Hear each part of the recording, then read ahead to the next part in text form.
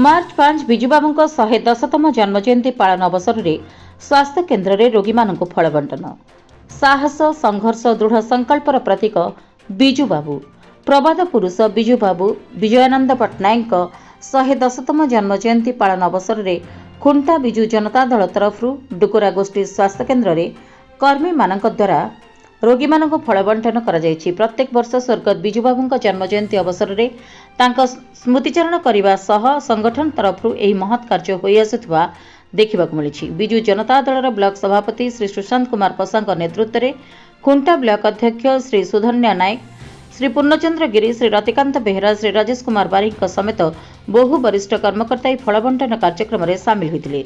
समग्र देश और जाति विजुबाबू अतुलनीय अवदान।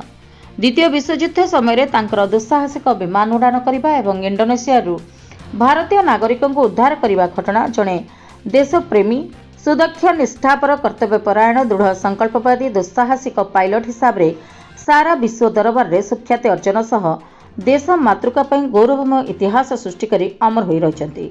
समृद्ध ओडिशा राज्य गठन दिगरे तांकर भूमिका थिला अतुलनीय। आसंतु आमे समस्ते सही महान ऐतिहासिक वीर महापुरुषों पुण्य जन्मजयंती अवसर में तांको प्रति कोटि कोटि प्रणाम निवेदन जणाई श्रद्धांजलि अर्पण करिबा। जय जवान जय किसान विजुबाबू अमर रहे। जय ओडिशा वंदे मातरम। मयूरभंज खुंटारू निरंजन महांत रिपोर्ट जन अधिकार लाइव।